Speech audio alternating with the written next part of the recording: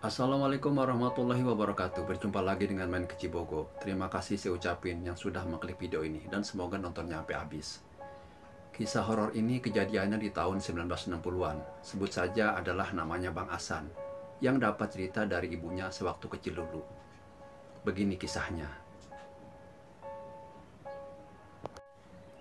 Cerita ini dialami oleh ibunya Bang Hasan saat masih berusia 4 tahun. Walaupun sudah lebih dari 40 tahun berlalu, tapi masih membekas di memori ibunya Bang Hasan, meski telah samar. Salah satu rumah di sebuah kampung yang jauh dari kota di Provinsi Sulawesi Tenggara pada pertengahan tahun 1967 silam. Tengah mengadakan kenduri pernikahan, ya tepatnya di rumah orang tua ibunya Hasan atau kakeknya Hasan.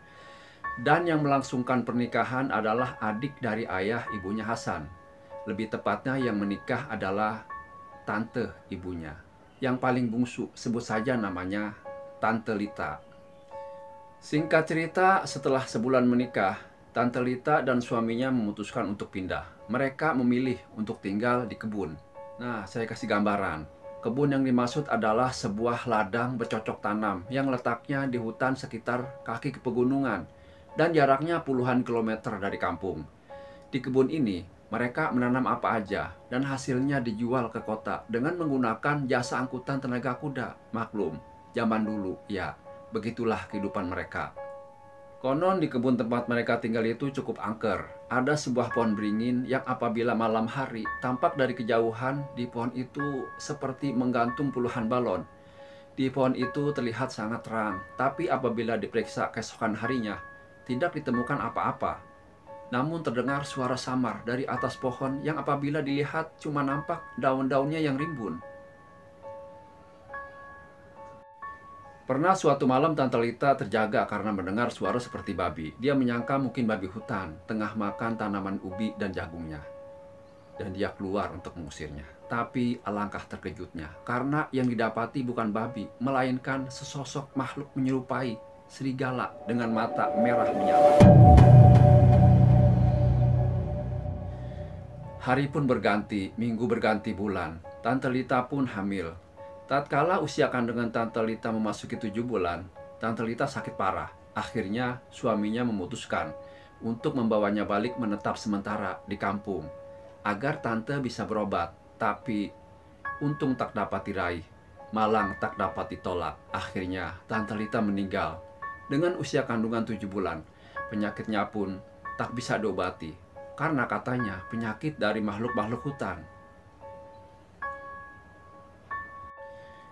Ada yang aneh saat Tante Lita akan dimandikan. Tiba-tiba saja kukunya memanjang sekitar 1,5 cm yang membuat gempar seluruh penghuni rumah termasuk ibunya Bang Hasan yang masih berumur 4 tahun kala itu sangat ketakutan.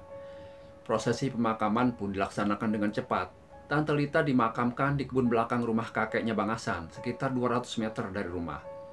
Dan sampai saat ini, makamnya masih ada. Dan ada yang aneh pada jasa Tante Lita, yaitu orang-orang menusukkan beberapa jarum di kakinya. Entah apa maksudnya. Ibunya Bang Hasan pun belum mengerti. Dan disinilah awal keseraman mulai terjadi. Malam pertama, malam harinya keluarga dan tetangga datang untuk membaca ayat-ayat suci Al-Quran. Kesedihan masih terlihat di raut wajah suami Tante Lita dan kakeknya Bang Hasan. Pada pukul 10 malam, para tetangga dan kerabat pun pulang ke rumah masing-masing. Yang tersisa di rumah cuma kakek, nenek, suaminya Tante Lita dan ibunya Bang Hasan yang masih berumur 4 tahun, serta saudara-saudaranya. Kata ibunya Bang Hasan ketika menceritakan kisah ini padanya, menjelang tengah malam terdengar suara tangisan meraung-raung histeris dari arah makam Tante Lita di belakang rumah. Tangisannya mayat sekali. Sesekali juga terdengar suara tertawa seorang wanita. Seluruh penghuni rumah yang ketakutan cuma bisa pasrah dan berdoa. Tangisan Tante Lita itu ternyata membahana sampai ke rumah-rumah tetangga lainnya. Terdengar suara tangisan pilu yang disertai suara seperti orang menarik daun kelapa di sepanjang jalan di kampung. Kontan saja, keesokan harinya menjadi gosip hangat di kampung dan membuat warga di desa takut keluar jika sudah malam hari. Malam kedua Tante Lita dimakamkan. Tinggal beberapa orang saja yang datang melanjutkan pengajian di rumah kakek. Itu pun pada pukul 9 mereka sudah pada pamit, pada ketakutan untuk pulang. Konon kata ibunya Bang Hasan, malamnya di dinding rumah kakeknya yang terbuat dari papan itu terdengar suara seperti ada orang yang mencakar-cakarnya dari luar rumah. Menjelang lewat tengah malam, suami Tante Lita hendak kencing, maka diraihnya lampu tempel. Maklum, kan waktu itu belum ada listrik masuk desa. Dan berjalan menuju dapur. Ketika sedang asik kencing, tiba-tiba suami Tante Lita merasakan bulu kudunya berdiri. Dan tiba-tiba saja dia mendengar suara tawa cekikikan. Benar saja, di sudut dapur sekitar 8 meter dari tempat dia kencing terlihat dengan bola mata berwarna putih dan sekitar matanya hitam, rambutnya terurai sampai punggungnya. Betapa terkejutnya suami Tante Lita, mereka pun saling beradu pandang. Dan yang paling mengerikan dan menjijikan, terlihat arwah Tante Lita menggendong sebuah orok bayi yang masih merah. Suami Tante Lita tidak dapat bergerak, mulutnya kaku, bulu kuduknya pun seakan mau terbang. Rasa cintanya pada almarhumah berubah menjadi ketakutan yang sangat luar biasa. Dalam keadaan itu terdengar cekikikan Tante Lita sambil berkata pada mantan suaminya, "Kesini, kesini. Kamu tidak rindukah padaku beserta anakmu ini? Kesini, gendong anakmu." Dan diakhiri dengan suara tangisan. Namun entah kenapa seisi rumah tidak ada yang mendengarnya kecuali suaminya. Dan dalam keadaan ketakutan itu, suami Tante Lita refleks melempar lampu tempel ke arah Tante Lita dan berlari menuju ke kamar kakeknya Bang Hasan sambil berteriak minta tolong. Mereka sekeluarga pun terjaga semua dan berbondong-bondong menuju arah dapur. Namun arwah Tante Lita sudah tidak ada. Yang tersisa cuma lampu beserta minyak tanah yang berserakan.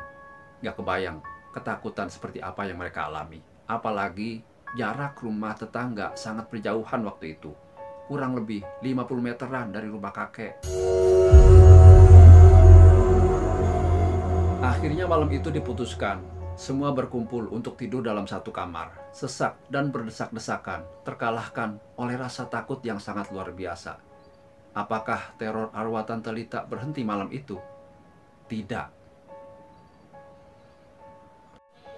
Sejam kemudian, setelah semua berkumpul tidur dalam satu kamar, tiba-tiba dari kamar tamu tempat suami Tante Lita tidur di dalamnya, terdengar suara seperti orang lagi meninabobokan anak kecil dalam bahasa daerah mereka.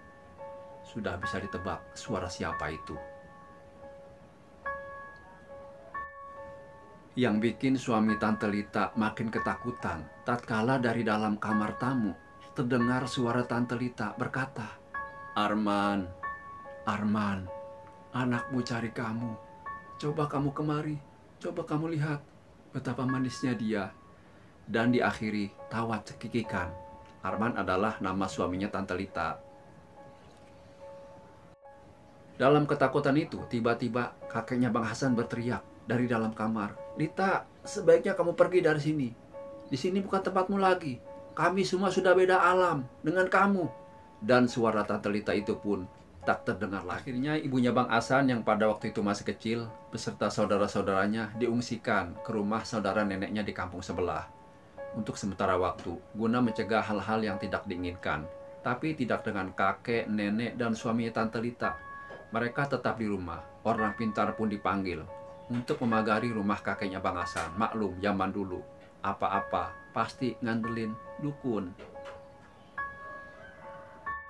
Malam ketiganya di rumah kakek masih diadakan pengajian, tapi sudah bisa ditebak.